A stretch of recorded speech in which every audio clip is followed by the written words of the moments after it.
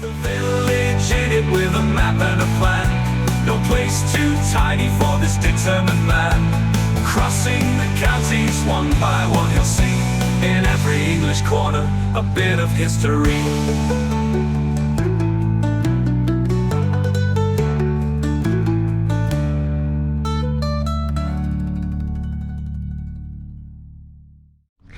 Hello folks, welcome back to Northwest Leicestershire again. Now this is an interesting place and it catches out a lot of non-locals with how you pronounce it. You look at it on the map and you think it's Heather.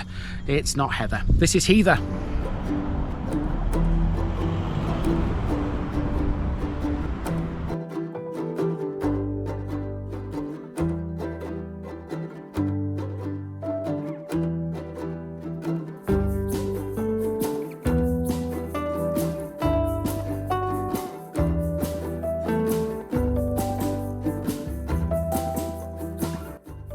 Heather, Heathland. This weekend in Northwest Leicestershire, we're continuing our journey through the massive coalfield that we learned a little bit about last time out in Normanton. Normanton shares part of its name with this place, Heather. Be careful how you're pronouncing that. It's not heather as in the stuff that grows on your average moorland. It's Heather because the name derives directly from the word heathland. In the Domesday Book it was recorded as Hadra, which literally means heathland. You can't possibly get any more simpler than that. Last weekend, you'll recall we mentioned an Iron Age settlement on the border between Heather, Normanton and Ravenston. It was excavated in 1990 and identified as being from the 2nd century BC. Why was it excavated, you ask? Well, if you dig in the right place around here, you will find coal. Heather has, for almost its entire existence, been an industrial village thanks to coal mining and brick making. The excavation of the Iron Age site was part of an open cast coal mining application, but the black stuff has been mined for several centuries around here. Heather's first official coal mine opened in 1874, but small-scale workings had existed even earlier. In the 1970s and 80s, two huge open-cast coal mines were opened up. One of them was called Coalville Farm, which was in existence between 1982 and 1996. It extracted around 8 million tonnes of coal before being restored. Today, it's the Sence Valley Country Park. The other one was Longmoor, but we already know about that one thanks to last weekend's adventures. Let's go adventuring again. Let's get things rolling with a walk down to Pisca Lane from the north of the village. Our first landmark will be an old chapel. The parishes of Heather, Snareston and Swepston, including the township of Newton Burgerland, are around 15 to 20 miles northwest of Leicester. By the early 20th century, all three were full of people that were employed by a major brick and terracotta works. Heather bricks got around a bit. In fact, if you've ever been to St Pancras railway station in London, you may not have known that you were standing in a building made with bricks that came from this very village. St Pancras was a familiar destination for some village commuters. It was built in 1865 with local Heather bricks. Village lads, only 13 years old, were employed to carry 4 of these bricks at a time from the kilns to the local railway tracks. In 1900, they were paid £0.50 for working 60 hours a week. Occupations for Heather's girls were few. Most went into domestic service, working long hours for 10 shillings a month. However, opportunities today are endless, and Heather contains an ever-increasing number of self-employed and business people content to earn a living in the local community. Heather once had a very strong Methodist community. This is the Primitive Methodist former chapel on Pisca Lane. In 1851, a group of primitives were regularly meeting in a room that was not exclusively set aside for worship, but had room for 45 people. Not bad, that. They built their first chapel in 1855 on this very site. It cost £120. It would take some 40 years for its porch to be added, and the whole building was enlarged in 1903. That's the date that can be seen on the lintel above the porch door today. Now, it's not unreasonable to think that the chapel would have been attended by many people that worked here making bricks and tiles. Quite a lot of others would have been employed in coal mining. Heather's first official coal mine opened in 1874, but several small-scale extractions had taken place in and around the village for centuries before. Coal mining's peak around here came between 1982 and 1996. During that time, the massive Coalville Farm open cast mine extracted some 8 million tonnes of coal from the local landscape. It was located between Heather and Ibstock, and the site of the mine today is further down Pisca Lane.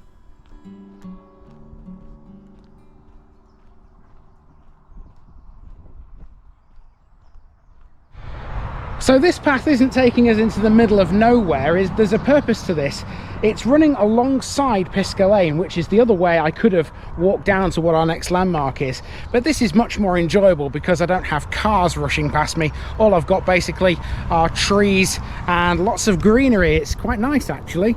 Now this is leading towards something called Sence Valley Country or Forest Park. And this will tie in nicely with all the mining history we have in this area. You'll see why in a second. This is Sence Valley Country or Forest Park, which is situated on the site of that former open cast coal mine. It covers 60 hectares and has been completely transformed from the heaving industrial site it once was. The extensive planting of trees and the creation of many lakes means now Coalville Farm is a distant memory. The whole thing is managed by Forestry England, who planted some 98,000 trees in 1998, transforming the valley into a haven for wildlife and visitors. In 2018, a further 48 hectares of the original opencast site was acquired, which has now been planted with 100,000 trees, which will develop into a mature woodland. A cherry tree avenue has also been created to celebrate the 100th anniversary of the forming of the Forestry Commission. A series of paths provide access to a picnic area and the various fishing opportunities you can find within it. Exploring the mixed forest on its network of trails tests your navigation skills. It's also a bird spotter's paradise, this. 150 bird species have been recorded in the area, so make sure to stop by the bird hide and viewing screen to try and spot the rare diving birds or the grebes. Every Saturday at 9 AM, Sence Valley holds a 5-kilometre park run.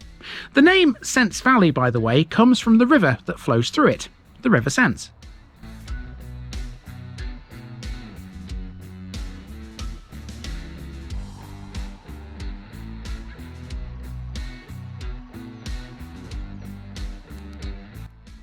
Where there were coal mines, railways were never far away, and Heather is no exception. On the other side of Pisgah Lane, it looks like there's nothing there. Not so. If you follow one of the footpaths off the road southwards, you'll pass the site of Heather and Ibstock Railway Station. Heather and Ibstock was on the former Ashby and Nuneaton Joint Railway. Built in 1873, the line had been planned to run past the coal mine and the brickworks. It opened on the 18th of August for goods and on the 1st of September for passengers. The station was originally named simply Heather, but with the industrial expansion of nearby Ibstock, the request to have it renamed to include that town was accepted in 1894. It closed to passengers in 1931, but didn't close fully until 1951. Goods continued to pass through until 1954, when the line was closed from Hugglescote to Shackerston.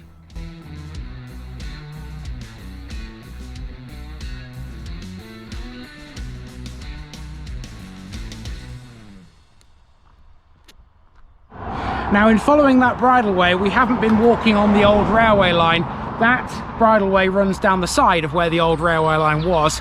If you actually want to walk on the old railway line itself, I don't think you can actually do it. And even if you could, I think you've got to go through some industrial estates as well, which are kind of behind these trees over here. So yeah, best to walk on the bridleway.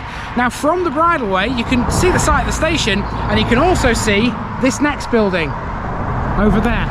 That there is Heather Mill, and this is gorgeous. Let's have a look. Station Road becomes Mill Lane just after the route of the railway line. The name Mill Lane refers not to a windmill but to a watermill which stood on the River Sence. It still stands to this day, and it's well worth a look. It's reputed to stand on the site of a mill that was in operation when the Domesday Book was compiled. As early as 1371, a watermill was mentioned in records here, along with a fulling mill likely on the same site. At one time, this mill had an overshot wheel that was 12 foot in diameter and 8 foot wide. The wheel powered 2 pairs of grindstones as well as a winnowing machine. With a horsepower of 26, which doesn't sound all that much, I grant you, it was said to be the most powerful wheel in Leicestershire. It stopped working in 1931, but the mill still stands.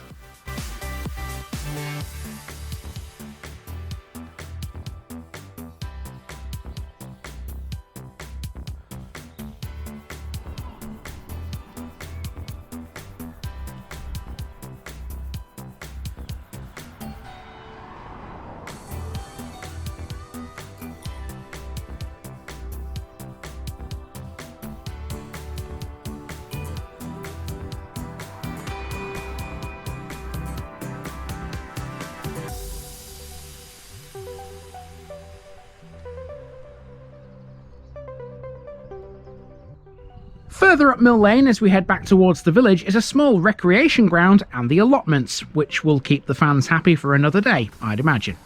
Nearer the top of Mill Lane on the left hand side used to stand the village post office. The postmasters were 3 generations of the Folkes family. The post office would later move to Swepston Road, although these days it's no longer there either.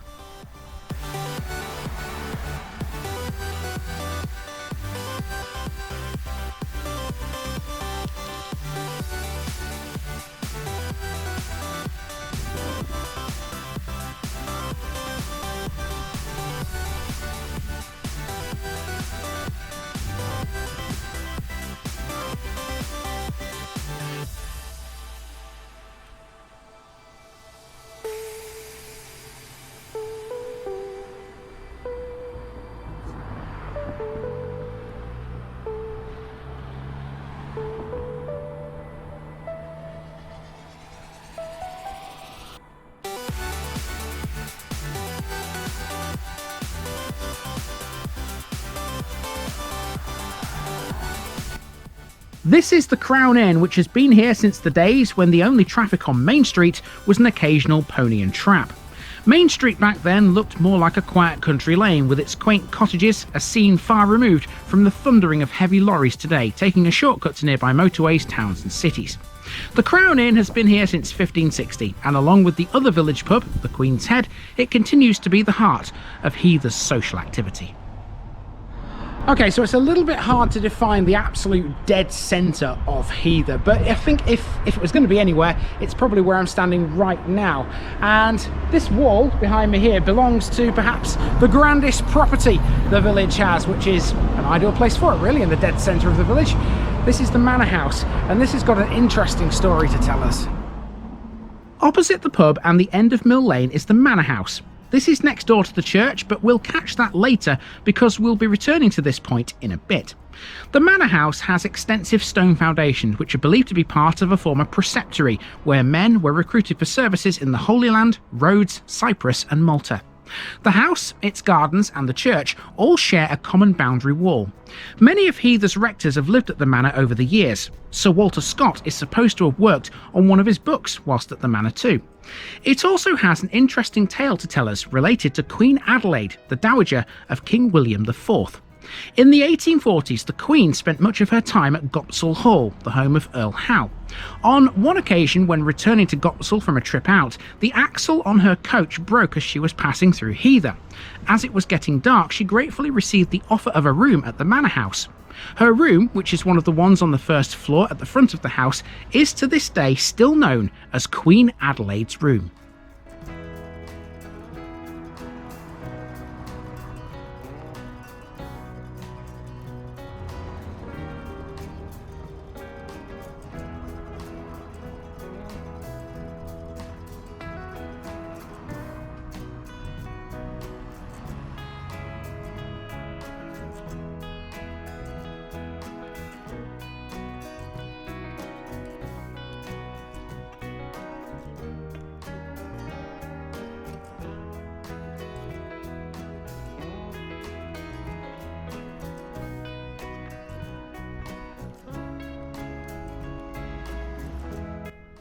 Heading south, next we come to the point where Main Street becomes Newton Road.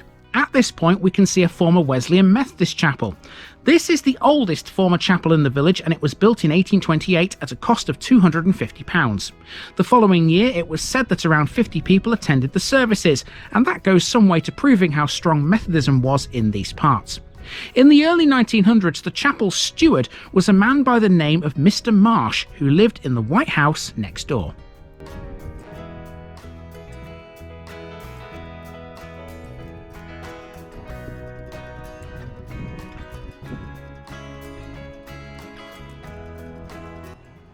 This building, which is dead opposite the chapel, is called Berisford House. In the early 1900s it was owned by Francis Beresford Champion, hence the name. He was related to the Champion family who once occupied Heather Hall. In the 1920s there were 2 families who lived here, but now it's a number of private dwellings. Both this and the Manor House are Grade 2 listed buildings.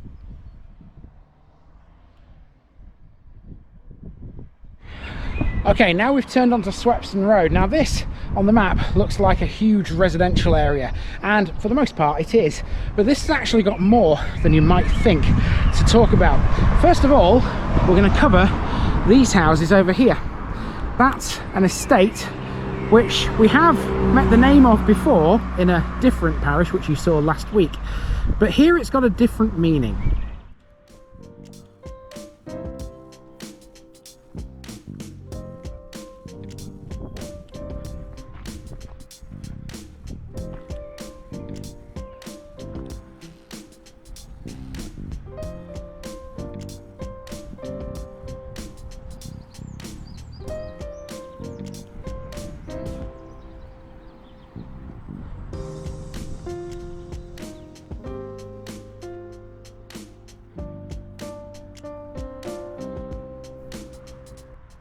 Now we're on Swepston Road. This is mostly residential, but take note of the estate you can see on the right hand side. That's the Sparkenho Estate. The name Sparkenho appears in several villages around this area. It simply means common land, and it's an ideal name for this estate actually. Before all the houses were built, it was literally a piece of open, common land. It was used by the village cricket team, who were called, aptly, He the Sparkenho.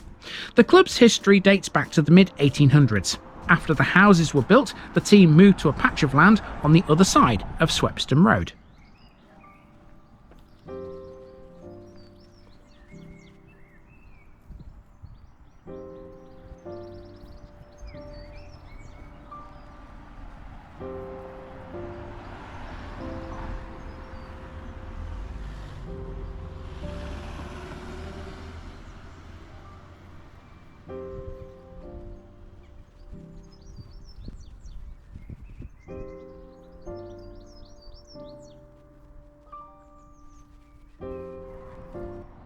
This is He the Village Hall, a modern building that stands in front of the village's main sports ground. Now, I don't know if the cricket club still play on it, but they most definitely did after they moved from the Sparkenho estate.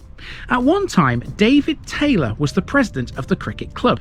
Educated locally at Ashby Grammar School, Leicester Polytechnic and the Open University, Taylor was a chartered public finance accountant, a former member of Ibstock Working Men's Club, chair of the North West Leicestershire Safer Communities Forum, and a church warden at St John the Baptist. Most importantly though, he was the Labour MP for North West Leicestershire from 1997 until his death in 2009. For 63 years, Heather was his home, and by the sounds of it, the man had quite an influence on the local community. He even has a street named after him these days.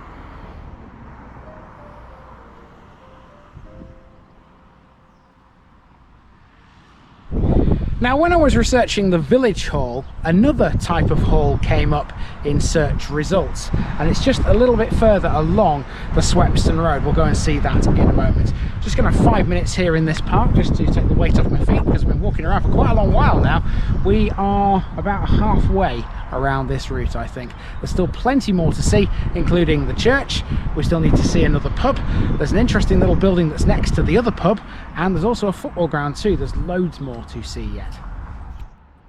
So here's the other hall that we need to speak about. As the village seemingly comes to an end and the road runs off towards Swepston, you'll pass these amazing entrance gates and a huge gate lodge.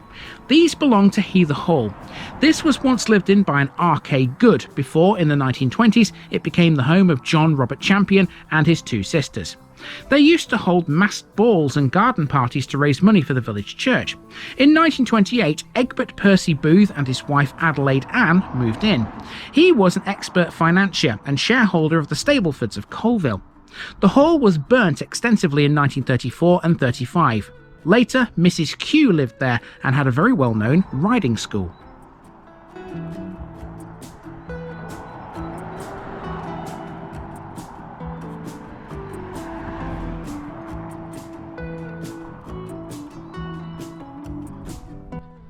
From this point, we need to make our way back towards the church. To do that, we have to pass through a huge housing estate that joins onto Sparkenho.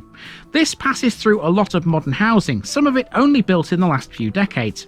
There's also a small park and play area too in the midst of these houses. Gradual expansion of the village came with the introduction of a general water supply in 1937 and mains electricity in 1940, 41 and 42. These had been preceded by individual wells, oil lamps and candles. These gains were significant in bringing about sophisticated village life, although there are a number of people who still feel a sense of loss along the way. Heather still has a tight-knit, close community on the whole. That's backed up by the numerous events that take place here every year. The village is famous for both its scarecrow and music festivals, which are usually held every July and August.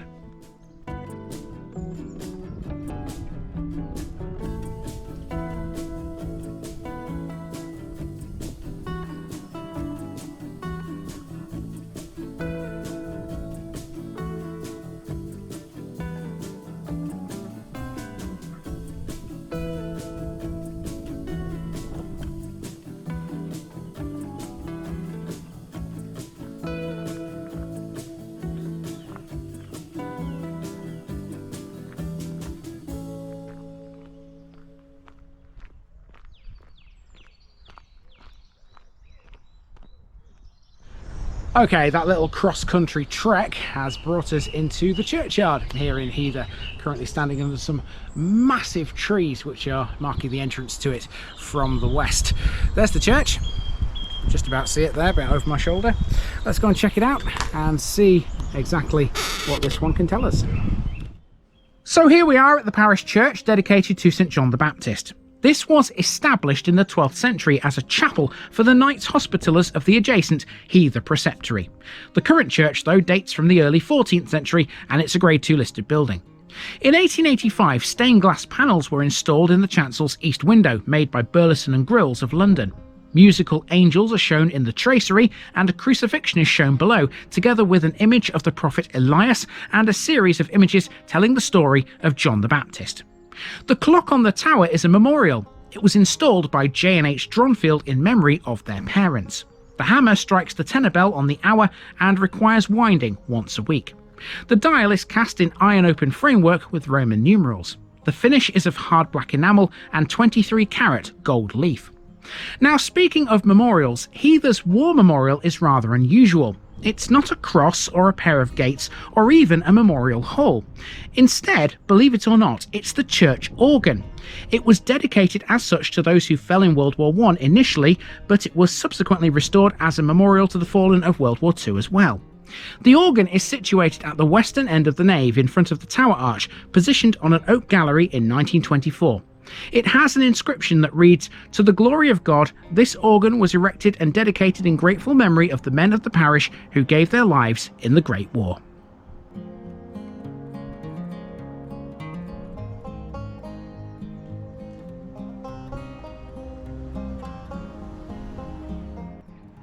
Now we're back to the Crown Inn and the Manor House, but this time we're heading north as opposed to south.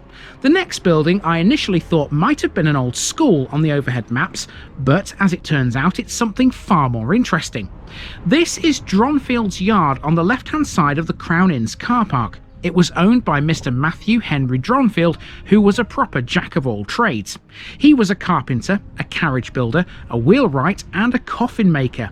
He must have had a lot to do every day, but then again, he did have a big enough yard.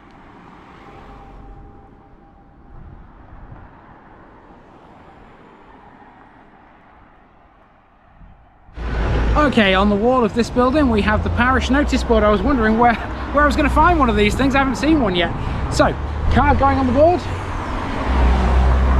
And that is Heather. Done. Now, next up we have the school, which is right next door. And there it is. Heather School was once a church school and it was built in 1845 for £150. It was enlarged in 1890. It once had a gabled roof and pointed archways for doors in an imitation of the Gothic Revival style. So why did this originate as a church school? Well, with any historical source, you need to consider any possible bias. Here in Heather, the rector believed the poor wanted access to education and may have been trying to encourage donations from parishioners to subsidise this. There are no clues as to the type of education he thought appropriate, and his interest may have been to draw pupils and their parents closer to the Anglican Church. That was probably the basis for the founding of many church schools across the country, actually.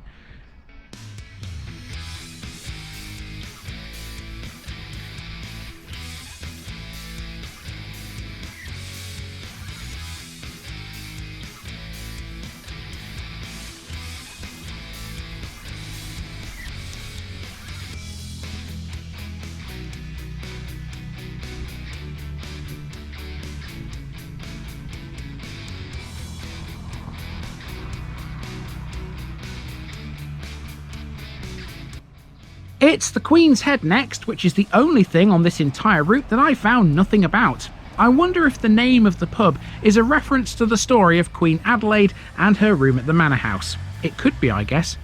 In any event, we're on to the shop next.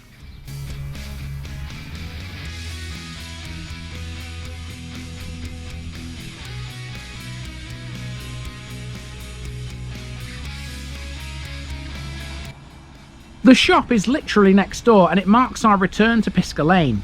Now from here there's only one landmark left and it's right at the top of Ravenston Road. See you there shortly.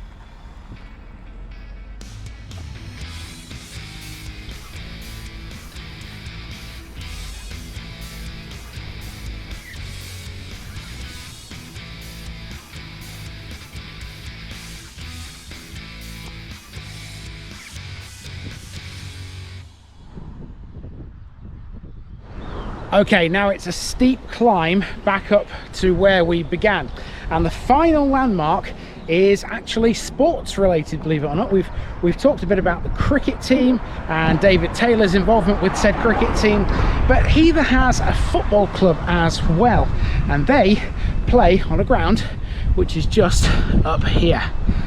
Let's go and check them out.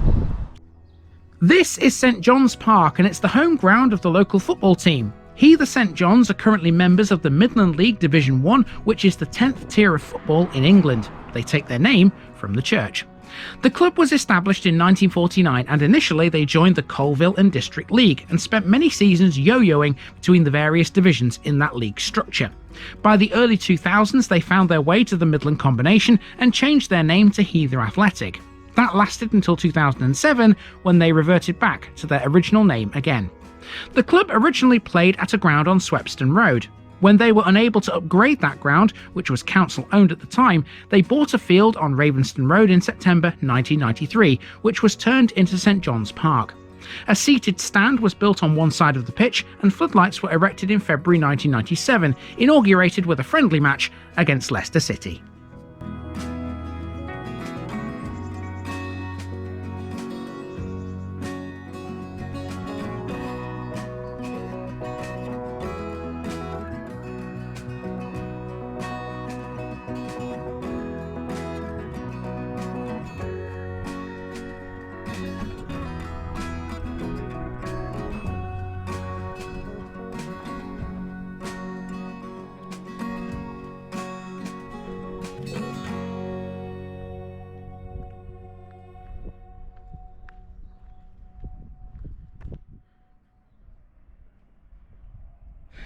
Well, I'd imagine that a lot of people around here are Leicester City fans, but if you fancy coming to see a local non-league team, I think that's worth the entrance fee. I think it was £3 it said on the board there to attend that game on the 19th of April.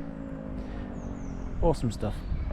Anyway, we are done with the walk around Heather, and that's been brilliant. I've enjoyed that thoroughly. I hope you have too. Now, I don't know about you, but I have thoroughly enjoyed the parish of Heather. What a great little village. I'm hoping for more of the same tomorrow when we take on a parish that has two villages. One of them is very small but still possesses the main church. The other has a lot more, including a school and the oldest pub in Leicestershire. See you there.